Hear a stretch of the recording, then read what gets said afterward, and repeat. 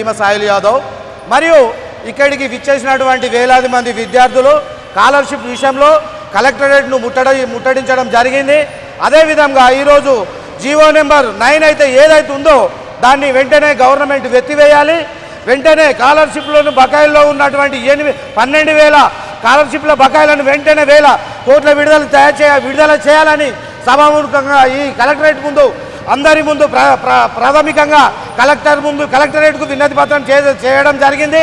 అదేవిధంగా విద్యార్థులు మరి కుల సంఘాల నాయకులు, విద్యార్థి నాయకులు, యువజన సంఘ నాయకులు అందరూ కలెక్టరేట్ ముట్టడికి ఈరోజు ఉదయం ఎన్ని వేల మంది లక్షలాది మందిగా తరలివచ్చుటకు సిద్ధంగా ఉన్నారు. అదే ఆర్ కృష్ణన్న గారి పిలుపు మేరకు బీసీ నాయకులు ఎంతోమంది ఉద్యమాలు చేస్తున్నారు. స్కాలర్షిప్ విషయంలో ఎందుకు ఇంత గవర్నమెంట్ నిర్లక్ష్యము? 9 నెంబర్ను తేవడం కారణమేంది? అదే ఈ పేదల పట్ల మీకు ఉన్న నిర్లక్ష్యం ఏంటిదని ఈ సభాముఖంగా అడుగుతున్నాం. అదే ఈ మంత్రి మన ఈ కరీంనగర్ జిల్లాకు సంబంధించినటువంటి వ్యక్తి మంత్రి ఉంటాడు. ఈ వ్యక్తి మనకు బీసీలకు సంబంధించినటువంటి పొన్నం ప్రభాకర్ గారు మరి బీసీ బిడ్డ ఉండి ఎన్నో చిన్న స్థాయి నుంచి ఎన్ఎస్యూ క్యాండిడేట్ నుంచి ఉన్నటువంటి వ్యక్తి మరి పేదల ప్రజల ఈ స్కాలర్షిప్ల విషయ గోస వినబడట్లేదా అని సభాముఖంగా అడుగుతున్నాం. అదే కరీంనగర్ వేదికగా ఇదే కలెక్టరేట్ ముట్టడిగా అనిల్ యాదవ్ పక్షాన విద్యార్థి నాయకుడు మరియు సంఘ నాయకులు ఎంతోమంది ఇక్కడికి విచ్చేసినారు. అందరి విధంగా బీసీ విద్యార్థి సంఘం కరీంనగర్ జిల్లా అధ్యక్షులు రాజ్యసభ సభ్యులు ఆర్ కృష్ణ గారి యొక్క పిలుపు మేరకు ఈరోజు కరీంనగర్ జిల్లాలో తెలంగాణ చౌక్ వద్ద నుంచి వెళ్ళి బీసీ విద్యార్థి సంఘం ఆధ్వర్యంలో ఈరోజు కలెక్టరేట్ దగ్గర ధర్నా కార్యక్రమం ఏర్పాటు చేయడం జరిగింది. దాదాపుగా తెలంగాణ వచ్చినప్పటి నుంచి వెళ్ళి తెలంగాణ రాముందు నుంచి వెళ్ళి అదేవిధంగా కాంగ్రెస్ పార్టీ ఏర్పడ్డ తర్వాత కూడా విద్యార్థుల భవిష్యత్తు కానీ నిరుద్యోగుల భవిష్యత్తు కానీ ఎన్ని ప్రభుత్వాలు మారినా తెలంగాణ రాష్ట్ర ప్రభుత్వం ఏర్పడ్డా కానీ ఏ రోజు విద్యార్థుల భవిష్యత్తు నిరుద్యోగుల భవిష్యత్తు బాగుపడలేదు.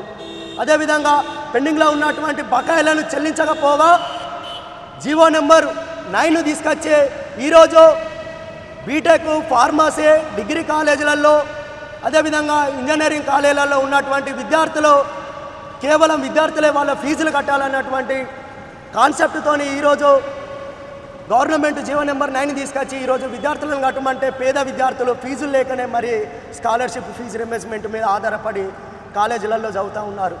వాళ్ళ యొక్క తల్లిదండ్రులు ఎక్కడి నుంచి కడతారని రాష్ట్ర ప్రభుత్వాన్ని సూటిగా ప్రశ్నిస్తూ ఉన్నాము.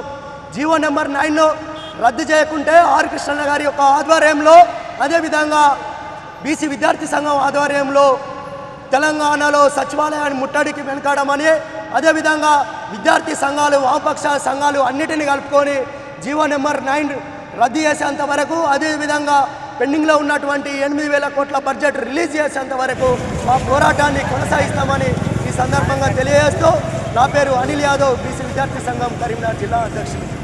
9ని వెంటనే రద్దు చేసి వీళ్ళకు స్కాలర్షిప్లు వచ్చేలా ఆర్ కృష్ణయ్య గారు తీసుకొచ్చిన ఈ స్కాలర్షిప్లది ఏదైతే ఆయన 5 రోజులు నిరాహార దీక్ష చేసి పేద విద్యార్థులకి రావాలి అని చెప్పేసి చదువుకొని వాళ్ళు చాలామంది ఉన్నారని వాళ్ళ కోసము కృషి చేసి 5 రోజులు నిరాహార దీక్ష చేసి మరీ ఫీజు రియంబర్స్మెంట్ని ఇవ్వలేకపోతున్నారు. కాబట్టి కంపల్సరీ అది విడుదల చేయాలి.